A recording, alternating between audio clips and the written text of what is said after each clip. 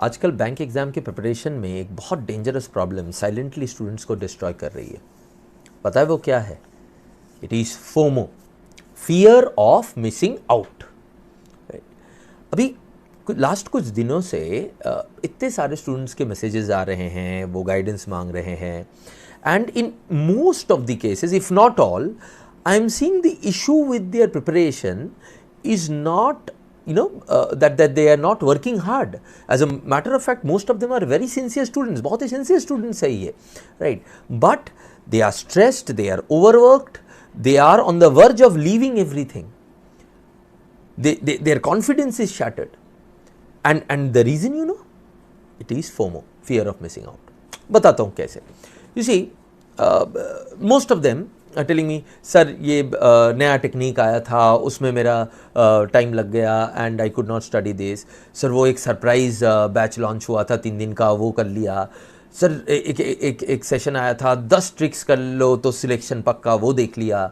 Sir ये एक नया 100 क्वेश्चन का PDF आया था, बोल दिया था कि इसी में से क्वेश्चन आएगा, तो वो कर लिया. हर नए शाइनी ऑब्जेक्ट के पीछे जो है भागना स्टार्ट करना एक फितरत सा बन गया है आज के सोशल मीडिया एज में. अब ये जो अगर जो शाइनी ऑब्जेक्ट जो क्रिएट कर रहा है उसके लिए तो अच्छा ही है, वो क्रिएटर के लिए तो अच्छा ही है, बट क्या ये आप लोगों के लिए उतना ही अच्छा है? क्या ये आप लोगों के लिए उतना ही इम्पॉर्टेंट है? आज इस बारे में बात करनी बहुत ज़रूरी है. एक छोटा सा एनालॉजी देता हूँ, सोचना ज़रा. अब लोगों के घर में जिन लोगों के पास पेट डॉग्स है या नहीं भी है तो आपने देखा होगा कि कुछ लोग अपने पेट डॉग्स के साथ खेलते हैं तो टॉर्च का जो रोशनी होती है वो ज़मीन पे they put it here, then they put it there, इस तरह से अलग अलग जगह पे देते हैं. और वो जो डॉग होता है वो एक बार इधर जाता है, एक बार उधर जाता है, फिर इस तरफ आता है, ऐसा होता है ना, right? So they play, right? अब they want their dog to play, तो dog is doing that, that's okay. But actually में यहाँ पे क्या हो रहा है? Dog continuously उस लाइट के पीछे भाग रहा है, लेफ्ट राइट फॉरवर्ड बहुत काम करता है, फुल एनर्जी लगा देता है, बट एंड में क्या वो कहीं पहुँचता है? नहीं ना. बहुत सारे स्टूडेंट्स मैंने देखा एग्जैक्टली यही करते हैं. एक दिन वोकैबुलरी मैराथन कर लेंगे, नेक्स्ट दिन क्वांट के कुछ ट्रिक्स कर लेंगे, फिर किसी और का एक टाइम टेबल उठा के वो फॉलो कर लेंगे क्योंकि उसको उस टाइम टेबल से फ़ायदा मिला है. फिर किसी दिन 100 क्वेश्चन का एक चैलेंज लगा लेंगे. रिजल्ट बहुत सारा एफर्ट बट प्रोग्रेस कुछ नहीं. You need to understand why FOMO is dangerous, because FOMO makes you use your hard work against you. चीज़ों को समझो, क्या चाहिए. एक चीज़ तो बहुत क्लियरली समझ लो, बैंक एग्जाम्स में सिलेक्शन रैंडम एक्साइटमेंट से नहीं होगा. आप pump in energy, pump up हो जाओगे और जाके सिलेक्शन मिल जाएगा, ऐसा नहीं होगा. सिलेक्शन होगा आपके कंसिस्टेंसी से, रिपीटेशन से, कॉन्सेप्ट के डेप्थ से और स्ट्रक्चर्ड प्रिपरेशन से. You can not change that. और फोमो आपसे क्या करवाता है? Surface level learning, half finish topics, constant switching between topics, और सबसे डेंजरस चीज, इट डिस्ट्रॉयज योर कॉन्फिडेंस. क्योंकि आपको लगता है कि शायद मैं कुछ मिस कर रहा हूं, शायद दूसरे स्टूडेंट्स मुझसे आगे बढ़ जा रहे हैं. You always are in a catching up game. और एक्चुअली में होता क्या है? Slowly you miss your own study schedule and your whole preparation एक प्रेशर कुकर सा सिचुएशन बन जाता है, राइट? ठीक है. अब स्टडी प्लान की बात आई तो मैं बता दूं कि एक स्टडी प्लान कैसे अपने लिए कस्टमाइज्ड अलग तरीके का एक स्टडी प्लान आप बना सकते हो जो आपको सूट करे. उसके लिए एक सेशन लिया था, वो अगर आपने नहीं देखा है तो देख लीजिएगा, लिंक मैं नीचे दे दूंगा, राइट? ओके. तो अब आते हैं हमारे प्रॉब्लम के ऊपर. तो प्रॉब्लम तो हमें समझ में आया, सीरियस कितना है वो भी शायद आपको अभी समझ में आ गया हो. बट अब क्या what students should do instead, जो इस फोमो से गुजर रहे हैं. The solution is not very difficult दोस्तों. Rather than asking कि और क्या मुझे करना चाहिए, थिंकिंग कि मैं हमेशा ही पीछे हूं, राइट? स्टार्ट आस्किंग कि जो मैं अभी कर रहा हूं क्या उसमें डेप्थ है, क्या उसकी रिक्वायरमेंट है. एक स्ट्रक्चर्ड प्लान को चूज करो और उसको एक लिमिटेड सेट ऑफ रिसोर्सेस के साथ उसको पहले खत्म करो and then move ahead, right? So when you go step by step, that is the point when you learn something because you get time to absorb it. इसको practically समझाता हूं, listen to it very carefully and you will be able to do the best for yourself. पहली बात तो don't study emotionally, study strategically. और strategy start पता है तो कैसे होता है कि when you know the stages of your preparation and at what stage you are. So first identify आप कौन से स्टेज पे हो, एंड इसके लिए आप कैप्स का जो मेथोडोलॉजी फ्रेमवर्क मैंने आप लोगों को शेयर किया था आप लोगों के साथ, वो देख सकते हो। That would help you a lot, right. If you have not watch that lecture, watch it, उसका भी लिंक मैं नीचे दे दूंगा, राइट। तो अगर कोई भी नया क्लास या टेक्निक या मटेरियल आपके सामने आता है, पहले ये पूछो क्या ये मेरी करंट प्रिपरेशन स्टेज पे ज़रूरी है, क्या मेरे बेसिक्स कंप्लीट है, क्या मैं ऑलरेडी जो पढ़ रहा हूं वो इंप्लीमेंट कर रहा हूं। इन तीनों क्वेश्चंस का अगर आपका आंसर नो है तो दोस्त आपको नया मटेरियल नहीं चाहिए, नया लेक्चर नहीं चाहिए, आपको जो है उसका यूसेज ठीक से करना आना चाहिए। आपको और कंटेंट नहीं, आपको और डिसिप्लिन चाहिए। अभी मैं कैप्स के साथ इसको रिलेट करके दिखाता हूं। देखो कैप्स में क्या होता है, concept, application, practice, score enhancement, यही है ना कैप्स हमारा जो फ्रेमवर्क है।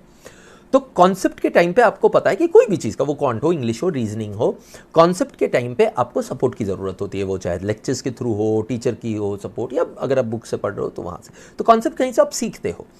कॉन्सेप्ट सीखने के बाद एप्लीकेशन जब सीखते हो तब भी थोड़ी बहुत सपोर्ट की ज़रूरत पड़ती है, क्योंकि कॉन्सेप्ट हम लोग कैसे सिखाते हैं, कोई भी टीचर आपको कॉन्सेप्ट सिखाएगा तो कैसे सिखाएगा कि कहाँ अप्लाई करना है, कैसे अप्लाई करना है, ये स्ट्रक्चर्स को सिखाते हुए। तो यहाँ पे आपको टीचर की हेल्प ज़्यादा चाहिए होगी। वो जो पढ़ाएंगे वो आप करोगे, फिर आप उसको खुद से करोगे, then you get good at it. अब आ जाते हैं थर्ड स्टेज में, दैट इज़ प्रैक्टिस। आपका एक कॉन्सेप्ट लेवल हो गया, एप्लीकेशन आपने देख लिया है जो टीचर ने कराया, अब आप खुद उसको प्रैक्टिस करो, राइट, रेगुलरली। जिस तरह से आपने अपना स्टडी शेड्यूल बनाया है उसको प्रैक्टिस करो। प्रैक्टिस यहाँ पे टीचर का इन्वॉल्वमेंट 20 to 30% से ज़्यादा नहीं है। तो अगर आप 5 दिन प्रैक्टिस स्टेज में हो, तो अगर आप 5 दिन आप खुद प्रैक्टिस कर रहे हो, एक दिन आप टीचर से प्रैक्टिस लेक्चर्स देख सकते हो।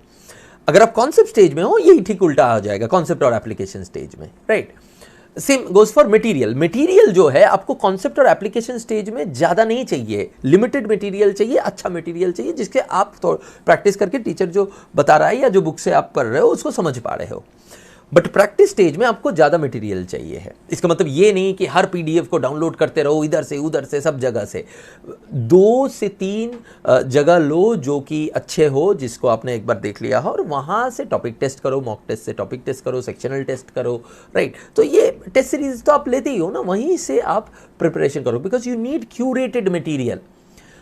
नॉन क्यूरेटेड पीडीएफ इधर उधर से जुगाड़ करके पढ़ोगे तो it might do you more harm, क्योंकि सोल्यूशन ठीक से नहीं होगा। Okay, you will not be able to understand where you had done your mistake. तो ये सब आपको पता ही है, मैंने एक बार फिर भी बता दिया। तो ये हो गया प्रैक्टिस का स्टेज। अब आ जाते हैं स्कोर एनहांसमेंट का स्टेज। इसमें टीचर का इन्वॉल्वमेंट सिर्फ इतना है कि आपको 1, 2, 3 लेक्चर दिखा के ये दिखा देना कि आपको मॉक कैसे देना है, टेस्ट कैसे देना है, और आपको एनालिसिस कैसे करना है टेस्ट के बाद। तो अगेन 20% से ज़्यादा यहाँ पे आपको बाहर से कोई हेल्प नहीं चाहिए। 80% जैसे प्रैक्टिस में था उससे ज़्यादा, बल्कि 80% आपको यहाँ पे खुद से करना है। खुद मॉक दो और फिर उसको एनालिसिस करो। और कंपल्सिव मॉक टेकर मत बन जाओ। मॉक दो लेकिन उसका एनालिसिस पे भी टाइम दो। तो हफ्ते में 10 मॉक ले लूंगा उससे अच्छा हो जाएगा, that is also another kind of FOMO. आप 50 मॉक कर लोगे तो आपका फुल स्कोर आ जाएगा, ऐसा जरूरी नहीं है। आप 15 मॉक अच्छे से करोगे विथ एनालिसिस। कैसे एनालिसिस करना है ये मैं बार बार बोलता हूँ, वो सारे लेक्चर्स आप एक बार देख लेना, but with analysis is much better than 25-30 mocks without analysis, right. Okay, so इस तरह से अपने स्टेज को समझो। कैप्स का लेक्चर देख लोगे तो आपको आइडिया आ जाएगा कि मैं किस किस तरह से स्टेजेस को बोल रहा हूँ। उसमें इंग्लिश के लिए मैंने पूरा डिवाइड करके रख दिया, तो उसी से आपको क्वांटम रीजनिंग का भी आइडिया आ जाएगा। तो अपने स्टेज को आइडेंटिफाई करो और उसके हिसाब से पूछो। क्या पूछने बोला था मैंने, क्या ये जो मुझे अभी मिल रहा है ये मेरे करंट प्रिपरेशन स्टेज पे ज़रूरी है, क्या ये मेरे बेसिक्स कंप्लीट है और मैं यहाँ पे प्रैक्टिस के लिए मटेरियल जुगाड़ रहा हूँ, क्या मैं ऑलरेडी जो पढ़ रहा हूँ उसको इम्प्लीमेंट कर रहा हूँ, राइट। ये 3 क्वेश्चंस फिर आप पूछो उस पर। सो याद रखिए दोस्तों, those people who are successful toppers, हर एग्जाम में अच्छा करते हैं, वो हर चीज नहीं करते हैं, वो कुछ सिलेक्टेड चीजों को करते हैं, बार बार करते हैं, डीपली करते हैं, कंसिस्टेंटली करते हैं। हर चीज मतलब हर मटेरियल, जो हर शाइनी ऑब्जेक्ट जो आ रहा है उसके पीछे नहीं भागते हैं। ऑब्वियसली सारे कॉन्सेप्ट्स करते हैं, उसका प्रैक्टिस करते हैं, बट वही चीज बार बार डीपली कंसिस्टेंटली करते हैं। सो टॉर्च लाइट के पीछे भागना बंद करो, अपना रास्ता चूज करो और उस पर इनफ टाइम तक टिके रहो। सिलेक्शन आपकी स्पीड से नहीं आएगा, डायरेक्शन, किस कंसिस्टेंसी से आप लगे हुए हो और जो अभी हमने डिस्कस किया उन सारी चीजों पे डिपेंड करेगा।